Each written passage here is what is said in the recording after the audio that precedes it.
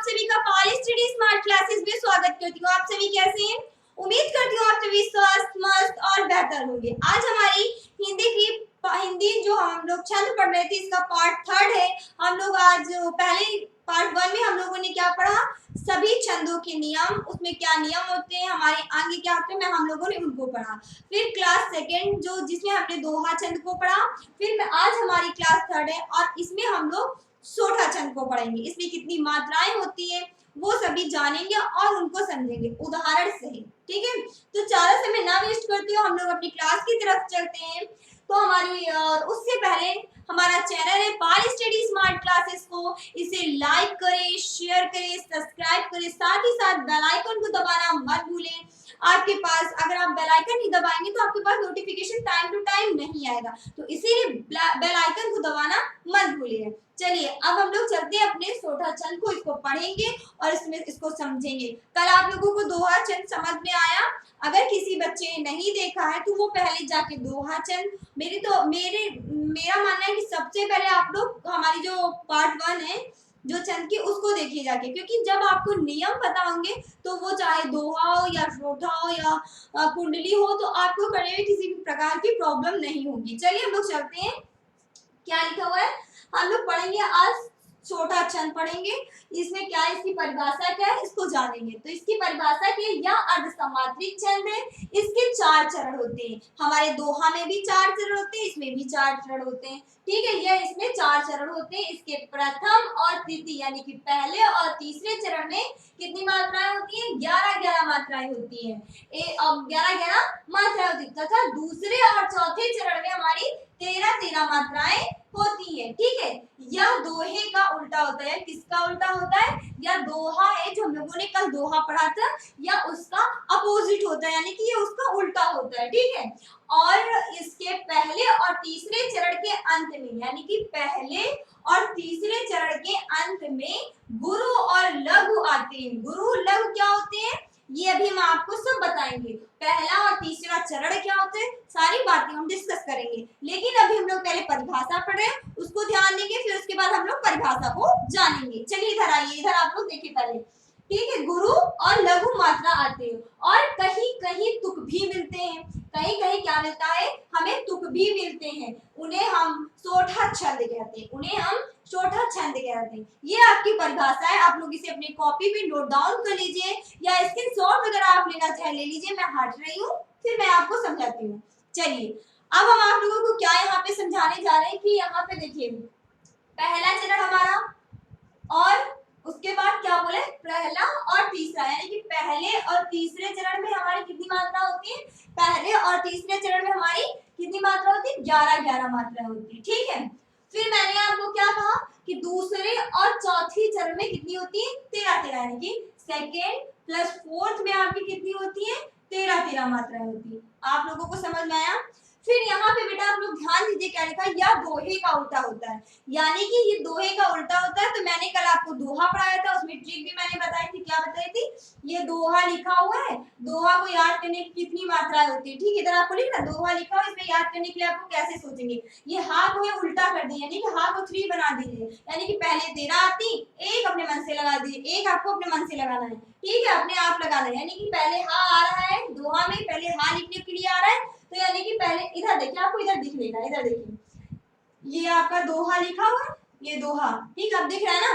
तो यानी कि देखिए ये हा है, हा को 3 लिख दीजिए। 3 आप इस तरीके से लिखते हैं, यानी कि हा को आप अपोजिट कर उल्टा कर दीजिए।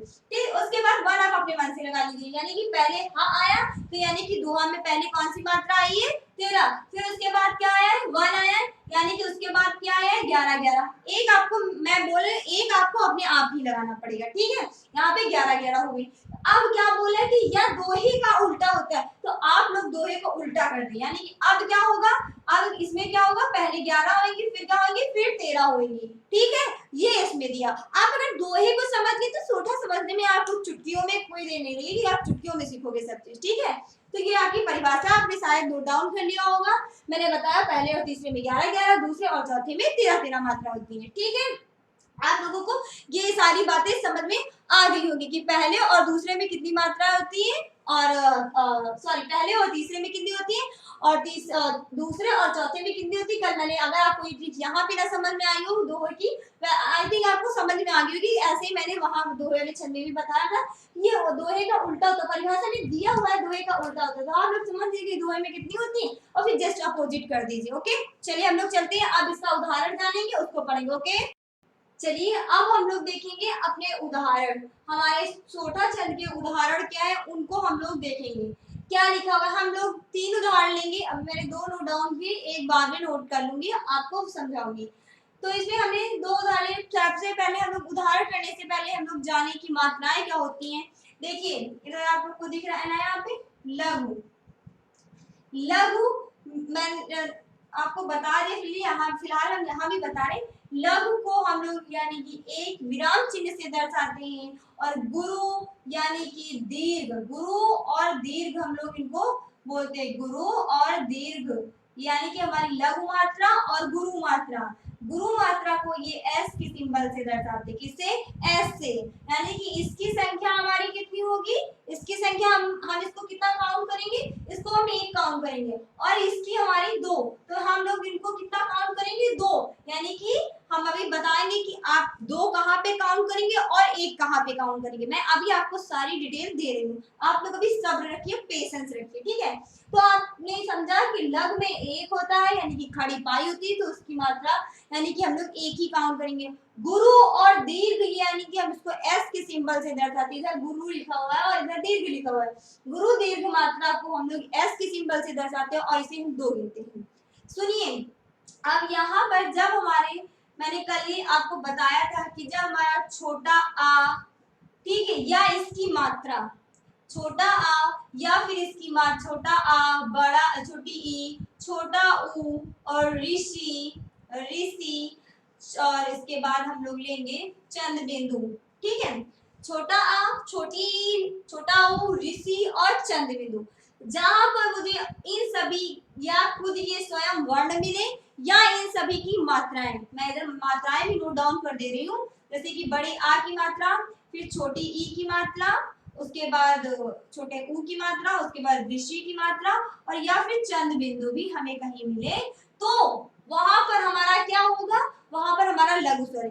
मेरा कहने का मतलब आपको कहीं ये वर्ड दिखे या इनकी कहीं मात्राएं किसी अन्य स्वर या किसी अन्य वर्ण पर दिखे, तो वहां पर आपका क्या होगा, लघु होगी। दीर्घ देखिए कहीं पर आपको, जैसे दीर्घ मैं रेड से लिख दे रही हूँ, 1 मिनट। दीर्घ देखिए, अगर कहीं आपको बड़ा आ मिले या बड़ी ई मिले या बड़ा ओ मिले या ए मिले या फिर ए मिले या फिर ए मिले या ओ मिले या औ मिले, ठीक है, आप लोग इधर ध्यान देते रहिए, या फिर अंग मिले और या फिर आहा मिले, ठीक है। इनमें से ये इधर जितने हैं ये आपके गुरु में है, ये गुरु, यानी कि ये कहीं भी वर्ड मिले या फिर इनकी कहीं मात्राएं, यानी कि कहीं इनकी मात्राएं इधर नीचे नोट डाउन कर दे रहे हैं, इनकी मात्राएं, जैसे कि यहाँ पर बड़े आ की मात्रा, बड़ी ई की मात्रा, ठीक है, बड़े ऊ की, ए की, ए की और ओ की मात्रा, औ की मात्रा, ये सही कहीं भी दिखे, अन की और आहा की मात्रा, ठीक है। ये कहीं भी अगर ये मात्राएं दिखे या खुद स्वयं ये वर्ण आपको कहीं दिखे, तो वहां पर आपका क्या होगा, वहां पर हमेशा आपका गुरु होगा। और एक बात ध्यान दीजिए, या कोई हलंत के पहले, गुरु में ध्यान देना, कोई हलंत के पहले अगर कोई वर्ण मिला हो तो वहां पर आपको उसको देखिए, जैसे मैंने पहले आप देखिए हलंत के पहले वाला वर्ण जो होता है वो गुरु होता है, या चाहे वहां पर मतलब क्या हो, लघु हो या गुरु हो, यानी कि आपका छोटा भी कोई वर्ण लिखा हो या बड़ा लिखा, लेकिन वहां पर बड़ा लिखा हो तो कोई टेंशन की बात नहीं, आप वहां पर गुरु कर देंगे। लेकिन अगर कहीं छोटा मिल गया, जैसे आपको फॉर एग्जाम्पल समझाते हैं, जैसे आपने लिखा राजन, यहाँ पे दिख रहा है ना, आपने राजन लिया, तो यानी कि यहाँ पे मेरा हलंत, ना पे क्या लिखा हुआ है, ना पे हमारा हलंत लगा हुआ है, ठीक है। अब देखिए हलंत पहले मैंने यहाँ पे ऐसे कर दिया, ठीक है, ये लिख दिया, यहाँ पे मेरा गुरु नहीं दिख रहा है, इधर देखिए छोटा छोटा दिख रहा है, हाँ, यहाँ पे आपका गुरु हो गया। और फिर उसके बाद ये ना में मेरी हलंत लगी, मैंने आपसे अभी क्या कहा कि किसी वर्ण में अगर हलंत लगाए उससे आने वाला, यानी कि उससे पहले वाले वर्ण वो हमेशा क्या हो जाएगा, गुरु हो जाएगा, तो ये आपका गुरु हो गया। और अब बाकी बचा ये, तो इसकी कोई वैल्यू नहीं क्योंकि ये पहले से ही हाफ था, यानी कि पहले से आधा था, तो इसको कुछ नहीं करेंगे, ठीक है। या फिर आप लोग यहाँ पर आप लोग ऐसे कर भी सकते हैं, एक भी लगा सकते हैं, आप लोग मात्राएं गिन लेना कि वहाँ पे इसकी जरूरत हो रही है या नहीं हो रही है, ठीक है, आप समझ गए। और एक बार अब अगर कहीं आपको ये आपको इतनी बात समझ में आई, क्लियर बात समझ में आई, चलिए इसमें और अगर आपको कहीं भी ये आधा ता यानी कि मतलब किसी भी आप कहीं भी आपको संयुक्त व्यंजन मतलब समझते हैं क्या होता है कि इस पोजीशन पे अगर कहीं भी लिखा है यानी कि संयुक्त व्यंजन, यहाँ कहीं भी आधा यानी कि कोई भी संयोग से किसी से हो, यानी कि या आप ऐसे समझ लीजिए, कुछ भी समझ लीजिए हो, वहाँ पे संयुक्त व्यंजन के अगर संयोग से बना हुआ तो उसके पहले वाला वर्ण भी वो हमेशा क्या होगा, हमेशा क्या होगा, गुरु होगा। जैसे कि मैंने आपसे यहाँ पे यहाँ देखिएगा ना, जैसे कि मैंने लिया नित्य, ठीक है, मैंने क्या लिया, नित्य, तो मैंने क्या देखा कि ये तो हमारा क्या है, लघु है। लेकिन मैंने आपसे क्या कहा, अगर आपको कहीं ऐसा वर्ण दिखे यानी कि आधा था, यानी कि संयुक्त आधा था, यानी कोई भी आधा वर्ण मिले, यानी कि संयुक्त व्यंजन आपको कहीं मिले, तो वहां पर आपका क्या होगा, चाहे वहां पर छोटा यानी कि गुरु हो या लघु हो, लेकिन आपको वहां पर अगर लघु है तो वहां पर आपको गुरु करना पड़ेगा। अगर गुरु है तो आपको वहां पे कोई जरूरत नहीं क्योंकि वहां पहले से गुरु आ रहा है, ठीक है, तो यहाँ पे हमारा क्या हो जाएगा, ये गुरु हो जाएगा और बाकी के बचा हुआ यहाँ पे ऐसे हो जाएगा। समझ में आ गई बात, ये मैंने आपको फॉर एग्जांपल से समझा दिया। अब हम लोग देखेंगे अपने उदाहरण। इतनी बात आपको समझ में आई, मैं इन्हें रफ करती हूँ, आपने अगर नोट डाउन नहीं किया तो ये नोट डाउन कर लीजिए, मैं जो आपको लिखाया हुआ है ये देख लीजिए आप, तो इसका हम रफ करते हैं, ठीक है। आपको इतनी बात समझ में आई, नहीं बात समझ में आई पीछे जाकर आप फिर से देख सकते हैं वीडियो को, आप पीछे जाकर देख सकते हैं। मैं इसे रफ कर रही हूँ, फिर मैं आपको उदाहरण में आपको अब मैंने समझा दी तो आप फटाफट भी मात्राएं लगाना सीख जाएंगे। चलिए रखिए, इसको रफ करते हैं, ठीक है।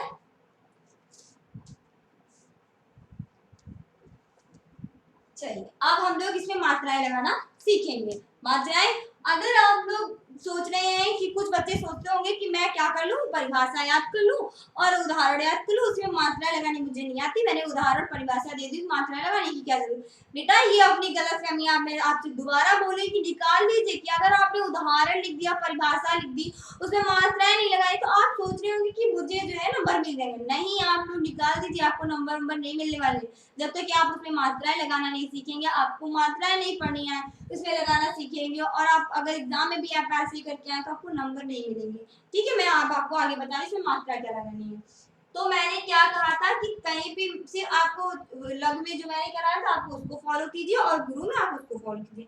अब यहाँ पे देखिए जो है तो ये मेरा मैंने किसमें गुरु में देखा था तो मेरा यहाँ पे गुरु आ जाएगा। अब ये छोटा ऊ है, एक बात और ध्यान दीजिए, जितने आपके छोटे हमने कहा छोटा आ, देखिए लघु में आपके क्या आते हैं, लघु में छोटा आ, छोटी ई, छोटा ऊ, ऋषि और चंद बिंदु, ये आपके गुरु में आते हैं। तो आपने क्या ध्यान दिया कि मैम ने लघु में क्या बोला, छोटा आ, छोटा छोटा छोटा सब छोटा बोला। तो अब आप लोग ध्यान दीजिए यहाँ पर कि अगर कहीं भी छोटे ऊ की मात्रा है तो वहां पर यानी कि छोटा गुरु में इसका, लघु में इसका था छोटा और गुरु में क्या होता है बड़ा, यानी कि गुरु हमेशा एक कदम आगे रहता है, यानी कि एक और एक दो हो गए ना, ठीक है, आप समझ में आया।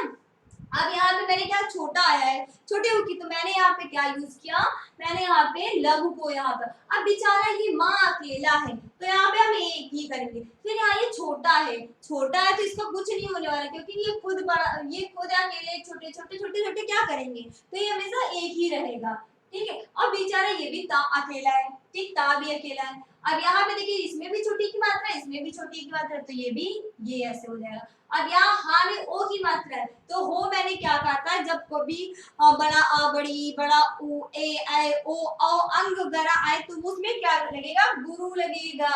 फिर इसमें अकेला अकेला अकेला गुरु, अकेला अकेला, फिर एक, फिर यहाँ पे एक, यहाँ एक एक एक एक, कितना सिंपल सा है, कितना अगर आप समझेंगे तो बहुत मजा आता है, ठीक है। अगर आप समझ गए ना अच्छे से तो आपको मात्रा लगानी है कि आप लोग 10-15 उदाहरण इधर उधर ढूंढेंगे और सोचेंगे हम भी इनको लगाएं, देखिए मैम तो लगा रही थी हम भी देखें इनको लगाएं, बहुत अच्छा लगता है, ठीक है। ये हमारा फर्स्ट उदाहरण है, नीचे मैंने दूसरा लिया और 3 उदाहरण कराएंगे, आप उनमें से जो भी पसंद है आप उन्हें नोट डाउन कर लीजिएगा। ये आपको लगा दिया। फिर आया इसमें एक है, ये बेचारा अकेले तो एक एक, यहाँ ऊपर हम लोग यहाँ कर देंगे ना, यहाँ ये छोटे की मात्रा तो एक, यहाँ पे एक। अब यहाँ पे मैंने क्या देखा, यहाँ पे क्या देखा, यहाँ पे एक है, ठीक है, यहाँ पे एक है। अभी हम आपको समझाएंगे, अभी मैंने क्या कहा था, अभी हम आपको समझाएंगे, ठीक है। देखिए पहले आप लोग, ये जहां पर आप, और एक बात, जहां पर अगर आपको समझ में ना आए आप उसे छोड़ दीजिए। अब यहाँ पे हाँ लगा दीजिए। अब मुझे यहाँ नहीं समझ में आ रहा है कि मैं यहाँ पे, मैंने कहा हलन लगी तो क्या करूंगी। आप लोग अगर कभी ऐसी सिचुएशन आए आपको ना समझ में आए तो आप इसे छोड़ दीजिए और अपनी परिभाषा को अपने माइंड में रखिए कि क्या कहा था कि सोटा में पहले हमारा 11 आता है, यानी कि पहले और तीसरे में 11 आता है। तो हम लोग गिनेंगे, देखेंगे, पहले सब में लगा लेंगे, जो नहीं आ रहे वो छोड़ देंगे, सारे उसमें लगा लेंगे और जो नहीं आ रहे उन्हें हम छोड़ देंगे। फिर हम लोग अपनी परिभाषा, आप यहाँ देखेंगे यहाँ पे गुरु आ रहा और लघु आ रहा। अब हम लोग अपनी परिभाषा को ध्यान देंगे, देखिए यार 1 2 3 4 5 6 7 8 तो 9 10 11। तो अब यहाँ पे देखिए मेरे हेलन वाली बात कहाँ आ रही है कि वहां पे चाहे छोटा हो या बड़ा हो तो वहां पर आपका हमेशा क्या आएगा, गुरु आएगा। अब यहाँ पे ऐसे कर दीजिए, आप गिन लीजिए आपके 11 आ रहे, 1 2 3 4 5 6 7 8 9 10 11। आपकी परिभाषा आपके यहाँ पर लागू कर रही है, तो आपका यहाँ पे सही है। देखिए मेरी ये टिप भी आपको पसंद आई होगी, ठीक नहीं, मैंने आपके समझाने का तरीका आपको पसंद क्या आया होगा कि जब समझ में ना आए तो वो आप छोड़ दीजिए और उसके बाद आप देख लीजिए, अपनी परिभाषा को अपने माइंड में रखिए कि मेरी परिभाषा क्या यहाँ पर लागू कर रही है। तो अगर लागू करे यानी कि यहाँ पे 11 आ रहे, पहले और तीसरे में 11 11 आ रहे, तो आपके ये भी सही है। अब इधर आ जाइए, अब हम लोग ना इन्हें भी छोड़ देते हैं, पहले हम लोग इन्हें भी छोड़ देते हैं, अब इधर के हम लोग करते हैं क्योंकि आपको यहाँ भी नहीं पता कि ये बुद्धि में ये जो है कि कैसे क्या होगा। तो यहाँ पे देखते हैं ये रा है तो यानी कि गुरु, ये एक है, फिर यहाँ पे एक एक एक एक एक और एक एक, क्योंकि सब छोटे हैं और अकेले हैं। तो यहाँ देखते हैं 1 2 3 4 5 6 7 8 9 10। देखिए 10। अब मुझे जरूरत कितनी है, 10 है तो 3 की जरूरत है। तो मैंने क्या कहा था कि आपको कहीं आधा दिखे, देखिए धा इसमें जुड़ा है ना, आधा है ना, तो ये हमारा संयुक्त व्यंजन हुआ। तो यहाँ पे हमारा चाहे छोटा हो तो लेकिन होगा मेरा क्या, गुरु, और यहाँ पे ए। हम फिर से गिनते हैं, देखिए 1 2 3 4 5 6 7 8 9 10 11 12 13 हो गए। अब आप लोग देखते हैं कि मेरी परिभाषा में क्या बोला था, पहले और तीसरे में हमारी क्या होगी 11 11, दूसरे और चौथे में हमारी कौन सी होगी, हमारी 13 13 मात्रा होगी। अब हम सभी मात्रा नीचे वाली हमने गिनी कि नीचे वाले के सही है। अब हम लोग ऊपर की भी तो गिनते 1 2 3 4 5 6 7 8 9 10 11, यानी कि यहाँ भी काम कर गई। 1 2 3 4 5 6 7 8 9 10 11 12 13, तो मेरी यहाँ भी काम करिए। इसी तरीके से ये आपका उदाहरण नीचे वाला है, ठीक है। आप लोग इसको भी लगाइए, फिर मैं आपको लगाना बताऊंगी कि इसमें किस तरीके से। ये आपका होमवर्क है, आप लोग घर में इसको लगाना सीखिए। आपका उदाहरण है, मैंने क्या कहा है उसको आप लोग घर में लगाइएगा, ठीक है। ये आपके 2 उदाहरण है, ठीक है। इसको, और कल मैंने आपको एक उदाहरण क्या करवाया था, चलिए मैं इसमें भी आपको फटाफट लगाना सिखा देती हूँ कि होमवर्क दे दिया आपको, ये होमवर्क है, आप लोग घर में करिएगा, ठीक है। आप लोगों का ये होमवर्क है, ये नीचे वाला उदाहरण आप लोग लगाइएगा, फिर मैं कल वाला आपको किसी एक शॉर्ट वीडियो में बताऊंगी, ठीक है। इसमें आप लोग मात्रा लगाइएगा, ठीक है।